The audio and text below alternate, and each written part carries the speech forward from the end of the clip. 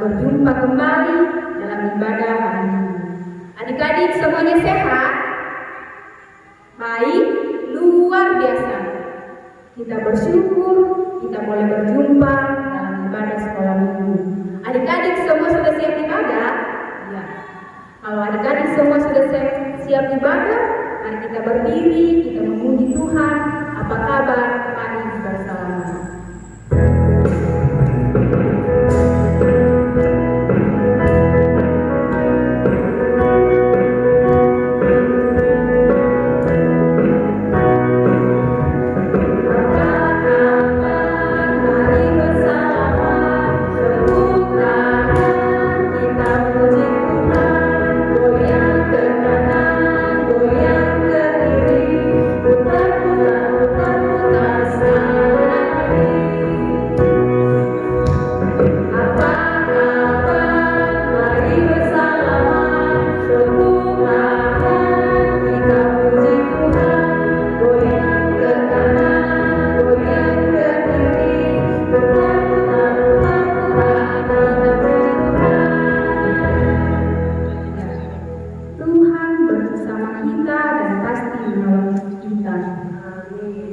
Salam dari Tuhan Yesus, Dia senang kita ada di sini.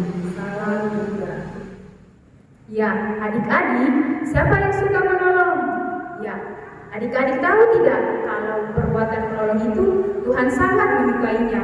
Tuhan sangat senang melihat anak-anaknya yang suka menolong.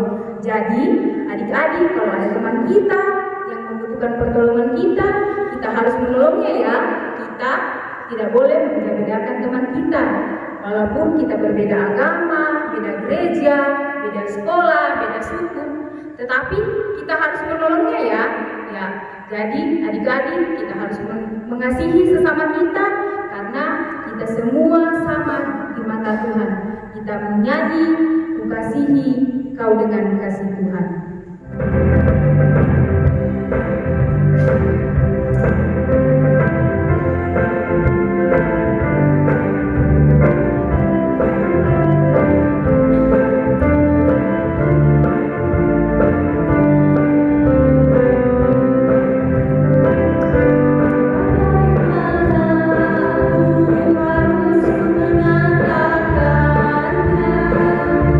Perasaan yang ada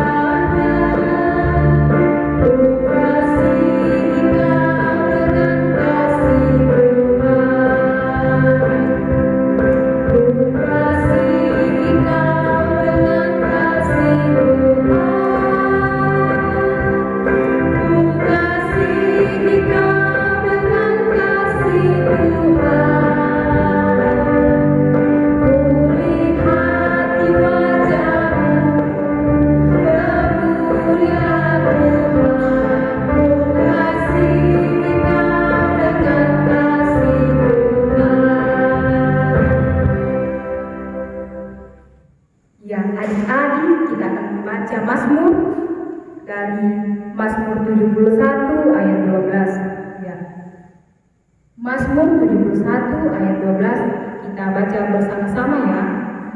Kita mulai. Sebab ia akan melepaskan orang miskin yang berteriak minta tolong, orang yang tertindas dan orang yang tidak punya penolong.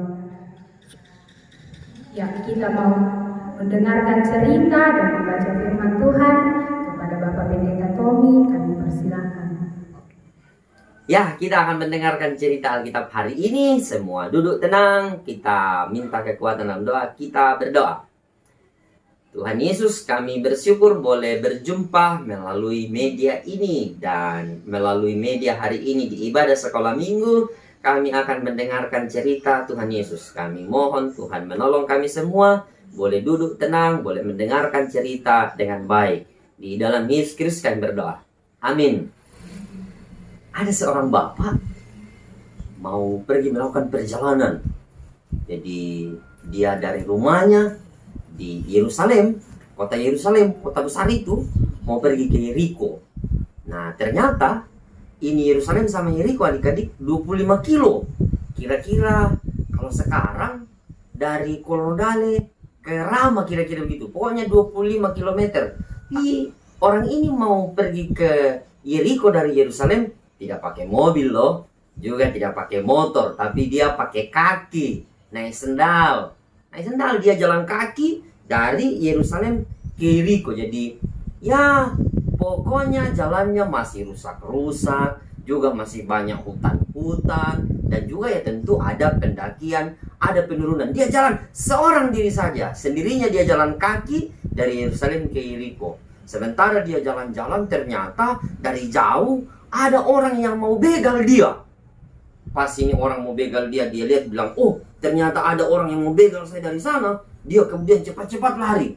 Dia jalan-jalan semakin cepat, tapi ini begal ternyata bukan hanya dari belakangnya, ada juga begal dari depan. Banyak ternyata ini begal. Dia coba melawan, dia pasang kuda-kuda, dia kasih keluar jurus paling jago. Tapi karena banyak sekali ini begal, kalah dia. Jadi ada yang hantam mukanya, bang! Ada yang hantam perutnya, bung! Ada juga yang hantam dadanya, buk. Akhirnya dia jatuh dan hampir pingsan.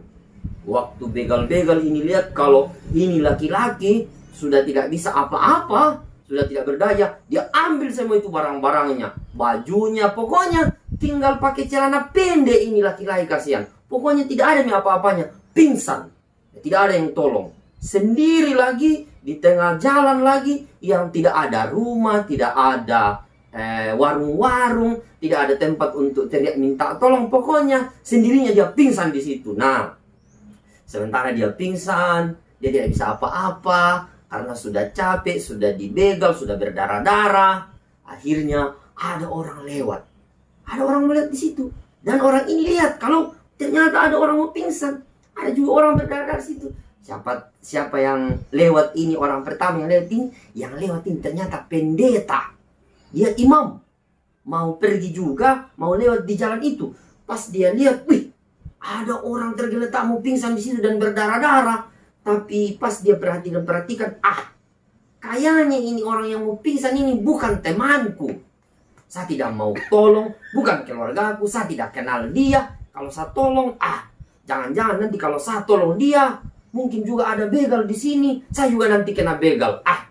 Tidak ada untungnya saya mau tolong dia deh. Sudah biar dia mati saja di situ. Wah, ini pendeta mau lewat di situ. Dia kasih lewat, kan kasihan itu orang yang mau pingsan. Dia tidak tolong, dia pergi.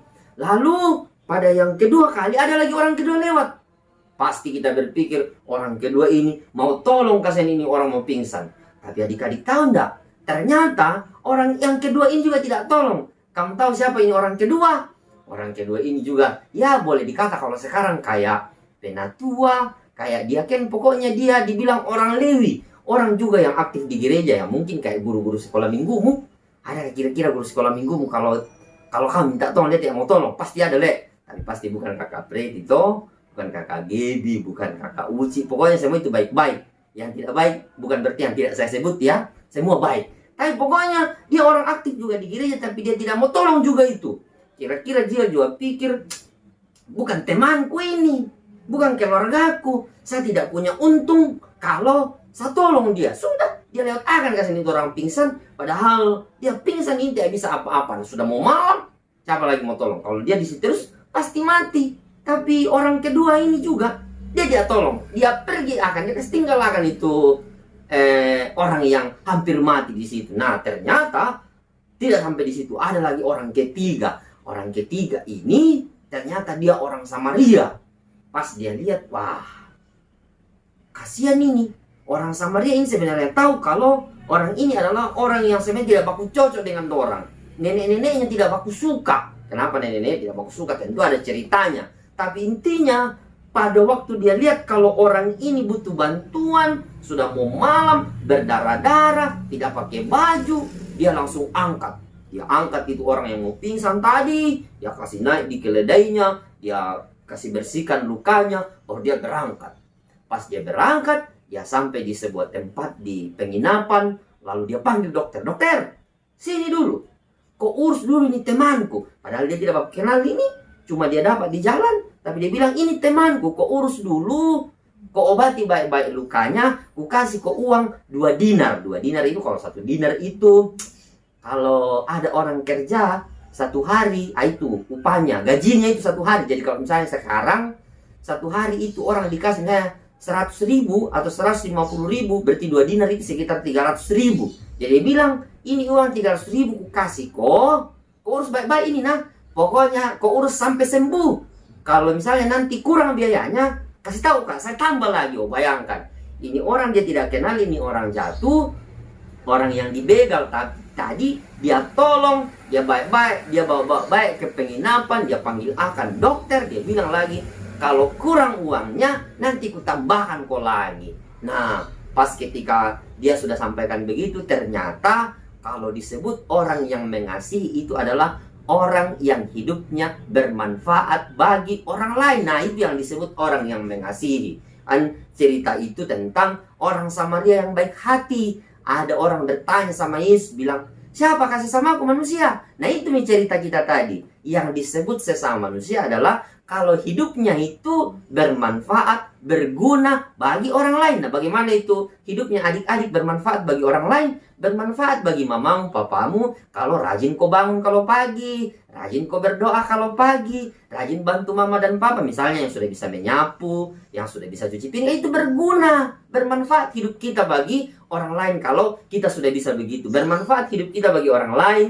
Kalau ada teman kita yang butuh bantuan, misalnya dia bilang, temani saya pergi kerja, atau temani saya kerjakan PR-ku. Temani kerjakan PR tidak sama dengan menyontek, oh tidak sama itu. Kalau menyontek itu bukan bermanfaat, tapi tentu itu tidak bermanfaat. Jadi kalau ada orang minta tolong, entah mama kita, papa kita, kakak kita, adik kita, teman kita, dan kita mau tolong dia, itu yang disebut kita bermanfaat bagi orang lain. Tapi kalau bermanfaat hanya untuk panggil main mabar, main bareng lewat game online, nah itu kurang bermanfaat. Jangan-jangan ini anak-anak sekolah minggunya Kolondale sudah semakin sering dan dekat dengan HP tiap hari. Sudah lupa itu belajar. Bermanfaat juga itu kalau kita belajar. Bayangkan kalau belajar lewat HP, lewat daring, tapi guru terus mendapatkan pelajaran yang dia kasih sama kamu, tugas-tugas yang dia kasih kamu kerjakan dengan itu hidupmu bermanfaat. Jadi bermanfaat hidup kita bagi orang lain, berguna bagi mama dan papa, itu yang disebut mengasihi, dan itu yang disebut Yesus kita hidup sebagai anak-anaknya Tuhan. Kita tidak mau lihat temanku kah itu bukan temanku, keluargaku atau bukan keluargaku, tapi kalau kita tahu bahwa mamaku butuh bantuan, papaku butuh bantuan, saudaraku butuh bantuan, guru-guru sekolah minggu butuh bantuan, saya mau bantu. Nah itu cerita kita. Adik-adik mulai hari ini harus rajin membantu siapapun. Kalau misalnya adik-adik mampu, adik-adik bisa bantu dengan uang. Kalau sudah dikasih uang, bisa bantu dengan tenaga, bisa juga bantu dengan menemani teman. Banyak hal caranya membantu. Nah, itu cerita kita. Tuhan memberkati adik-adik. Amin. Cerita kita dari Lukas pasal 10 ayat 25 sampai 37. Nanti dibacakan Lukas pasal 10 ayat 25 sampai 37. Firman Tuhan berkata, Pada suatu kali berdirilah seorang ahli Taurat untuk mencobai Yesus. Katanya, "Guru, apa yang harus kuperbuat untuk memperoleh hidup yang kekal?" Jawab Yesus kepadanya, "Apa yang tertulis dalam hukum Taurat? Apa yang kau baca di sana?" Jawab orang itu, "Kasihilah Tuhan Allahmu dengan segenap hatimu, dan dengan segenap jiwamu, dan dengan segenap kekuatanmu, dan dengan segenap akal budimu, dan kasihilah sama manusia seperti dirimu sendiri." Kata Yesus kepadanya, "Jawabmu itu benar. Perbuatlah demikian, maka engkau akan hidup." Tetapi untuk membenarkan dirinya, orang itu berkata kepada Yesus, "Dan siapakah sesamaku manusia?" Jawab Yesus, "Adalah seorang yang turun dari Yerusalem ke Yeriko. Ia jatuh ke tangan penyamun-penyamun yang bukan saja merampoknya habis-habisan, tetapi juga memukulnya. Dan sesudah itu pergi meninggalkannya setengah mati. Kebetulan ada seorang imam turun melalui jalan itu. Ia melihat orang itu, tetapi ia melewatinya dari seberang jalan. Demikianlah juga seorang Lewi datang ke tempat itu. Ketika ia melihat orang itu, ia melewatinya dari seberang jalan. Lalu datang seorang Samaria yang sedang dalam perjalanan ke tempat itu. Dan ketika ia melihat orang itu, tergeraklah hatinya oleh belas kasihan. Ia pergi kepadanya, lalu membalut luka-lukanya. Sesudah ia menyiraminya dengan minyak dan anggur. Kemudian ia menaikkan orang itu ke atas keledai tunggangannya sendiri, lalu membawanya ke tempat penginapan dan merawatnya. Keesokan harinya ia menyerahkan 2 dinar kepada pemilik penginapan itu, katanya, "Rawatlah dia dan jika kau belanjakan lebih dari ini, aku akan menggantinya waktu aku kembali." Siapakah di antara ketiga orang ini yang menurut pendapatmu adalah sesama manusia dari orang yang jatuh ke tangan penyamun itu? Jawab orang itu, "Orang yang telah menunjukkan belas kasihan kepadanya." Kata Yesus kepadanya, "Pergilah dan perbuatlah demikian." Amin, firman Tuhan. Ya, adik-adik, itulah tadi cerita kita. Kita memuji Tuhan, mengasihi.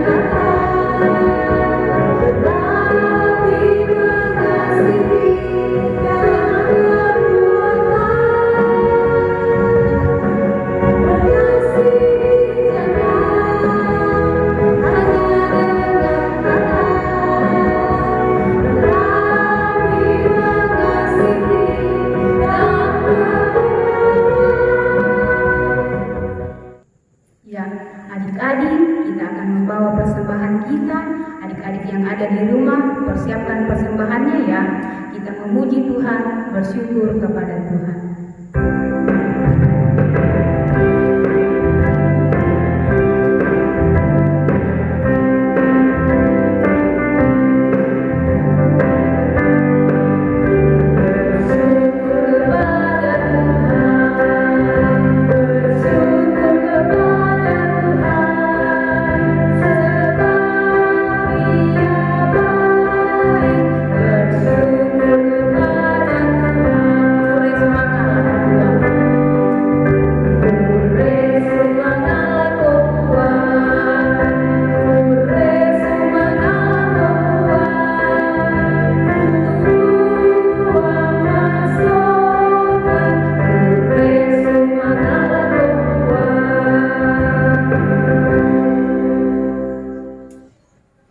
Semua duduk tenang, kita akan naikkan doa syafaat kita kepada Tuhan. Mari kita berdoa. Kita berdoa.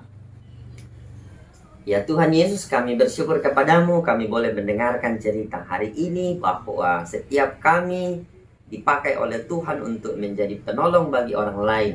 Kami masih kecil, tapi ketika kami mau membantu mama kami, papa kami, kakak kami, adik kami, dan teman-teman kami sudah membantu dan menjadi penolong bagi orang lain.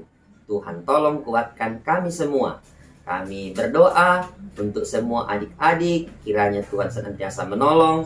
Kalau mereka belajar dari rumah, mengerjakan tugas-tugasnya, Tuhan berikan sehat, kuat, sehingga boleh belajar dengan baik.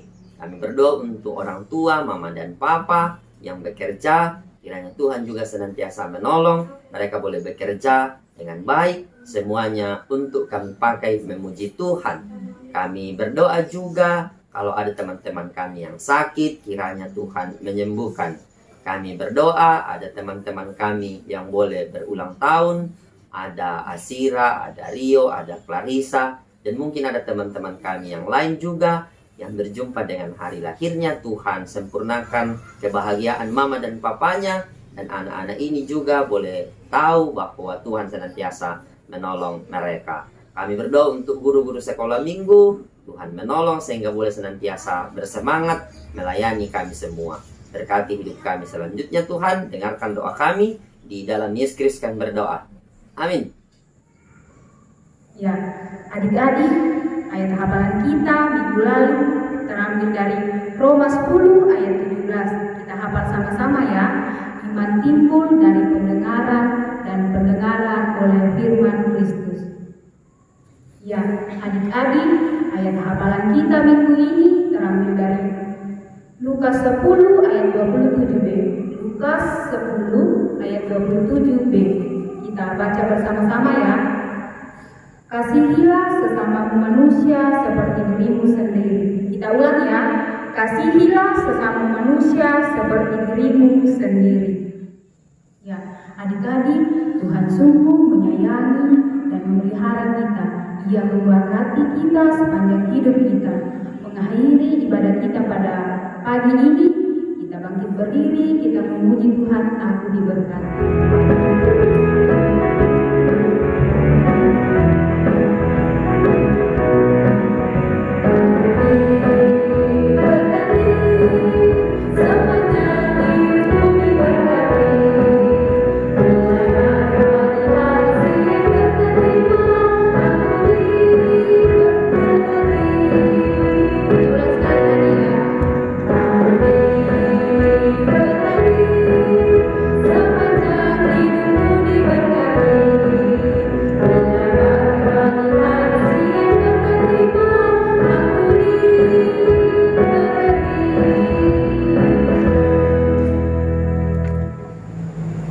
Ya, kita terima berkat Tuhan.